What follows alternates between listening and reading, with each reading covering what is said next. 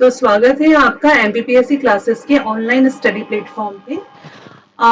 जैसे कि अभी हमारी एग्जाम सामने है तो उसके हिसाब से ये जो आप स्क्रीन पे देख पा रहे हैं ये है last year previous year paper जो कि एमपीपीएससी ने कंडक्ट करवाए थे। तो हम इन पेपर्स को फटाफट लगा लेते हैं। कारण ये है कि एमपीपीएससी की जो अलग अलग एग्जाम्स होते हैं इनमें आने वाले क्वेश्चन जनरली हर एग्जाम में रिपीटेड पाए गए हैं।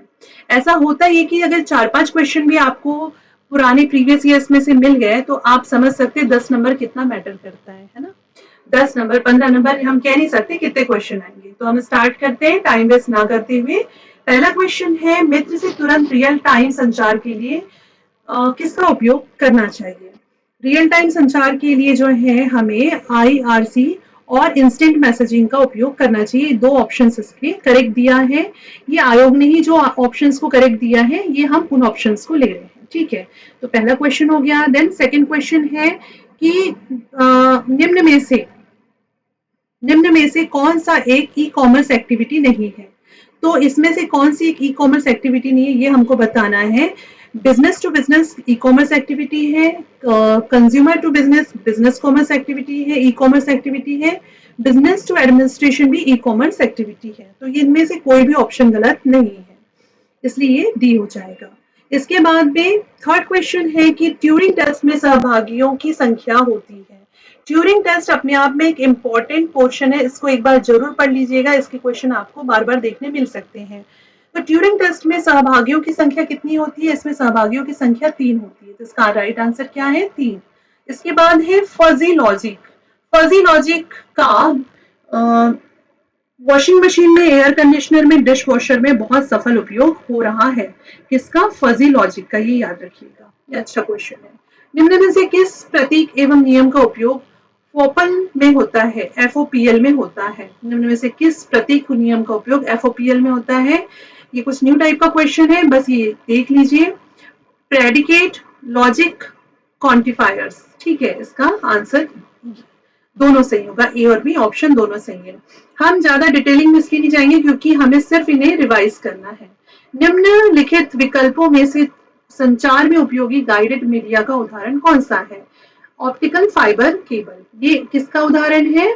संचार में उपयोगी गाइडेड मीडिया का उदाहरण क्या है, ऑप्टिकल फाइबर केबल। ठीक है, ये याद रखिएगा। भारत सरकार के द्वारा एनएमईआईसीटी परियोजना किस विभाग के लिए प्रारंभ किया गया। एनएमईआईसीटी परियोजना शिक्षण विभाग के लिए प्रारंभ किया गया है। किसके लिए प्रारंभ किया गया है, शिक्षण विभाग के लिए।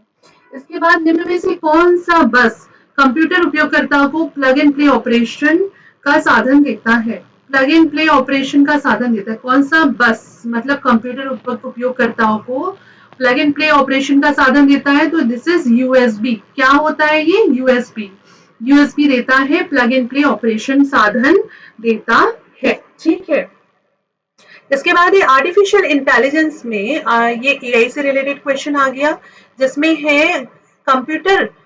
आर्टिफिशियल इंटेलिजेंस में कंप्यूटर मानव के समकक्ष सोचने के लिए काबिल है या नहीं, ये जानने के लिए कौन सी पद्धति उपयोग होती है। तो इसका राइट आंसर क्या है, ट्यूरिंग टेस्ट। इसका राइट आंसर क्या हो जाएगा, ट्यूरिंग टेस्ट। ठीक है, तो कंप्यूटर आर्टिफिशियल इंटेलिजेंस में कंप्यूटर मानव के समकक्ष सोचने के काबिल है या नहीं ये जानने के लिए कौन सी पद्धति उपयोग होती है, ट्यूरिंग टेस्ट। इधर भी हमने ट्यूरिंग टेस्ट का एक क्वेश्चन पहले देख चुके हैं। एनालॉग सिग्नल को डिजिटल सिग्नल में रूपांतरित करने की प्रक्रिया का नाम है, क्या नाम है, पल्स कोड मॉड्यूलेशन, पीसीएम। तो एनालॉग सिग्नल को डिजिटल सिग्नल में रूपांतरित करने की प्रक्रिया का नाम क्या है, पल्स कोड मॉड्यूलेशन। इसका आंसर ये हो जाएगा। इसके बाद हम आगे बढ़ते हैं। ये इसके इंग्लिश में दिया हुआ है, पीडीएफ आपको हमारे टेलीग्राम चैनल पे मिल जाएगी। ठीक है, नेक्स्ट है, अब आगे एमपी की हिस्ट्री के क्वेश्चंस। ठीक है, इसमें कि निम्न में से किस अभिलेख में तंतुवाय श्रेणी का विवरण मिलता है। किस अभिलेख में तंतुवाय श्रेणी का विवरण मिलता है। तो देखिए यहाँ पे श्रेणी वर्ड आया है, कॉमन सेंस अगर हम लगाएं तो अभी ऐसा कौन सा अभिलेख है जिसमें श्रेणी का उल्लेख मिला है, तो कुमार गुप्त के मंदसौर अभिलेख में मिला है। अब ये तंतुवाय श्रेणी का इसने स्पेसिफाई कर दिया तो हम कॉमन सेंस से भी इस क्वेश्चन को सही करते हैं। आंसर क्या है इसका, कुमार गुप्त का मंदसौर अभिलेख।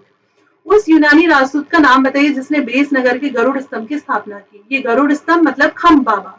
तो यूनानी राजदूत का कौन था जिसने बेस नगर में गरुड़ स्तंभ की स्थापना की? हेलियोडोरस। हेलियोडोरस का गरुड़ स्तंभ है जो बेस नगर में है, विदिशा में है ना?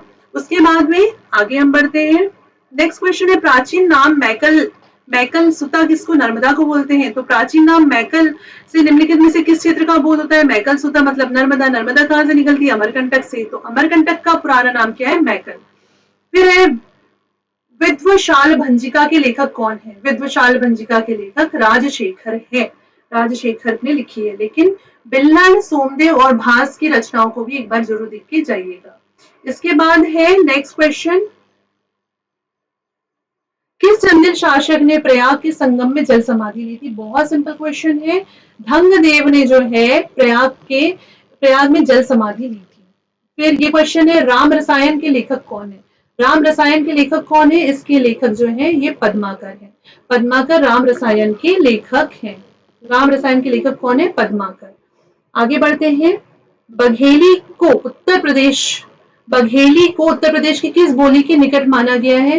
बघेली को उत्तर प्रदेश की अवधी बोली के निकट माना गया है। ठीक है, भाषा से आ गया क्वेश्चन। फिर उसके बाद में ये क्वेश्चन तो डिलीट हो गया था कि धार में शारदा सदन की स्थापना किसने कराई, लेकिन एक चीज याद रखिएगा, चूंकि धार में अभी आर्कियोलॉजिकल सर्वे ऑफ इंडिया की टीम वहां पर जो भोजशाला है उसमें वहां पर जो है एक्सकेवेशन पूरा काम चल रहा है, खुदाई का काम चल रहा है, जिसमें कि ये बताया जा रहा है कि वहां पे मस्जिद और मंदिर का जो मुद्दा है उसके ऊपर कि वहां पे मंदिर पुरानी या मस्जिद पुरानी है, इसके ऊपर आर्कियोलॉजिकल सर्वे ऑफ इंडिया खुदाई कर रहा है, जिसमें कि भोजशाला में पुराने मंदिरों के बहुत सारे साक्ष्य टुकड़े और ऐसे जो है अवशेष मिले हैं। सो इसलिए ये पोर्शन इंपॉर्टेंट हो जाता है और डेली पेपर में आ रहा है, तो इसलिए धार, राजा भोज, परमार वंश से संबंधित थोड़ा सा अच्छे से पढ़ के जाइएगा, क्वेश्चन शायद इसके दिखने मिल जाए, जनरली ये होता है। चलिए आगे देखते हैं, बुंदेलखंड के लोक देवता के रूप में मान्य है। तो बुंदेलखंड के लोक देवता के रूप में कौन मान्य है? लाला हरदौल, क्योंकि इनकी लाला हरदौल की मनौती आपने सुना होगा। नेक्स्ट क्वेश्चन पे आते हैं। अब ये इसका इंग्लिश दिए हुए क्वेश्चन, जो इंग्लिश वाले इसको पीडीएफ में इंग्लिश में देख सकते हैं। हालांकि प्री में इंग्लिश हिंदी ज्यादा मैटर नहीं करता है आपको, तो जो दिख जाए बस मैटर उठा के पढ़ लीजिए। चलिए इसके बाद हम ये देखते हैं, यहाँ पे नेक्स्ट क्वेश्चन है, यस, फिर आगे हमारा एमपी का हिस्ट्री। खजुराहो मंदिर समूह का निर्माता कौन थे? तो इसके निर्माता चंदेल थे। खजुराहो मंदिर समूह के निर्माता कौन थे? तो इसके निर्माता जो है चंदेल थे, ये याद रखना है, ठीक है। इसके बाद में निम्नलिखित कथनों में से कौन सा कथन मध्य प्रदेश की जलवायु के संदर्भ में असत्य है? ये बताना है कि कौन सा कथन जो है वो असत्य है। तो इसमें ऐसे याद रखिएगा,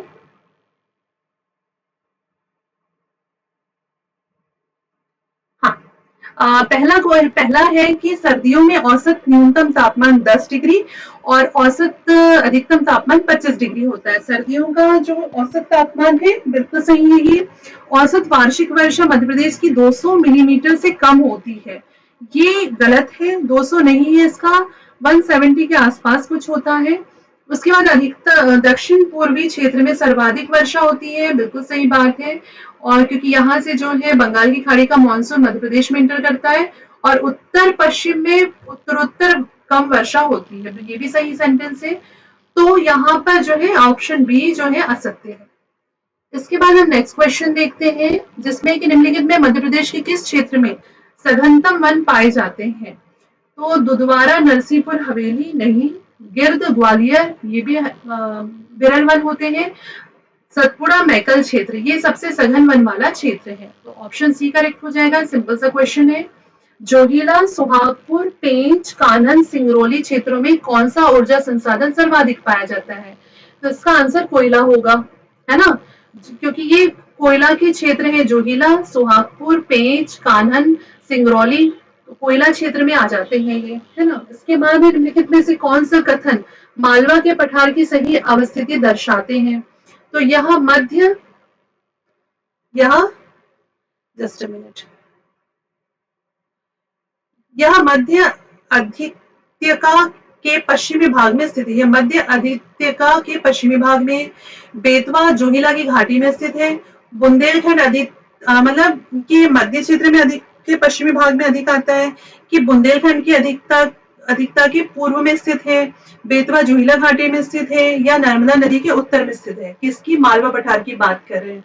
तो मालवा पठार की जो पोजीशन है, अगर ये एमपी है हमारा और आप इसको अगर ऐसे देखें मैप में, ये अगर हमारा एमपी है तो ये हो गया मालवा का पठार, ये वाला पोर्शन। तो ये कहाँ पर आएगा? मध्य अधिकता वाला पश्चिमी भाग में। ये क्या है? मध्य भाग है ना, इसके पश्चिमी भाग में। ये पूर्व हो गया, ये पश्चिमी। ठीक है, सही है। बेतवा जोहिला घाटी में स्थित है, बेतवा भी यहाँ पर है ना, और जोहिला घाटी भी यहाँ पर है।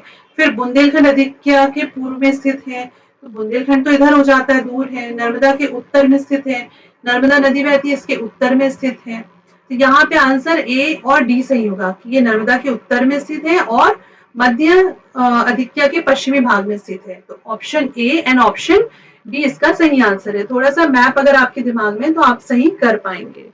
मैग्नीज अयस्क की प्रमुख पेटी किन जिलों में स्थित है? बालाघाट, छिंदवाड़ा। झाबुआ आंख बंद करके लगाया जा सकता है। जहां बालाघाट और छिंदवाड़ा दिख गया तो आपको बिल्कुल आंख बंद करके इसको लगा देना है। बहुत सिंपल क्वेश्चन है और ये एग्जाम में ऐसे ही क्वेश्चंस आते हैं। चलिए, ये इसका इंग्लिश का दिया हुआ है। अब हम आगे बढ़ते हैं।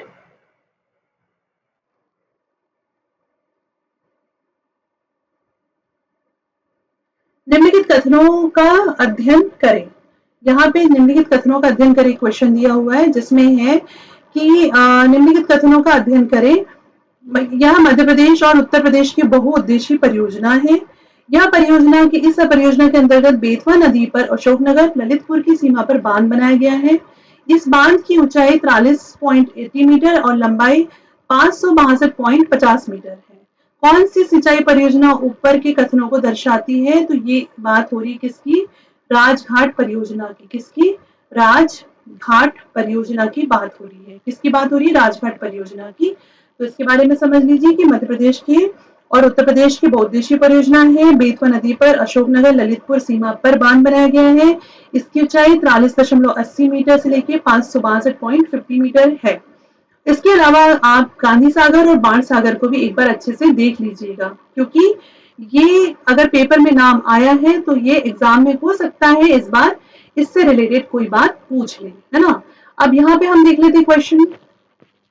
मध्य प्रदेश की सिंचाई का प्रमुख संसाधन क्या है? कुएं और ट्यूबवेल, है ना, प्रमुख संसाधन के रूप में।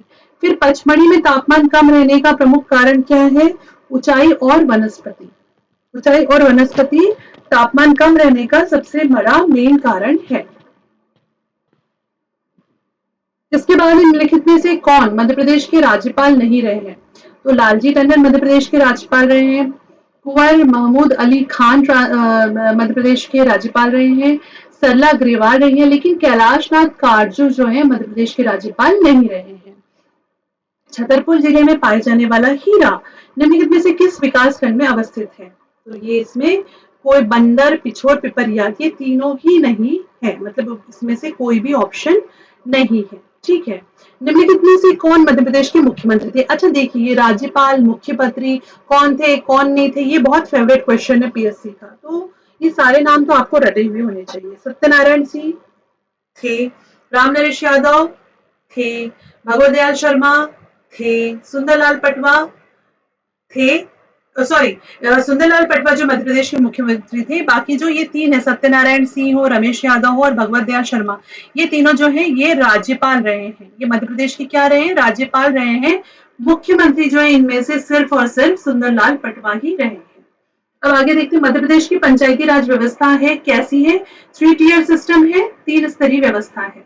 मध्य प्रदेश सरकार द्वारा किस वर्ष नवीन व नवीनीकरणीय ऊर्जा विभाग को अलग से गठन किया गया था? तो ये अप्रैल 2010 की बात है, जब अलग से विभाग का गठन किया गया था। ठीक है, अब हम बढ़ते हैं आगे। इसमें क्वेश्चन है, भगोरिया पर्व मध्य प्रदेश की संस्कृति से संबंधित है। भगोरिया पर्व मध्य प्रदेश के किस जिले में मनाया जाता है? तो इसका आंसर है झाबुआ में मनाया जाता है। आयुध निर्माण खमरिया मध्य प्रदेश के किस जिले में अवस्थित है? जबलपुर में स्थित है आयुध फैक्ट्री। 2011 की जनगणना के अनुसार मध्य प्रदेश में सबसे कम जनसंख्या घनत्व वाला जिला कौन सा है? तो सबसे कम जनसंख्या घनत्व वाला जिला कौन सा है? That is Dindori. तो अधिकतम जनसंख्या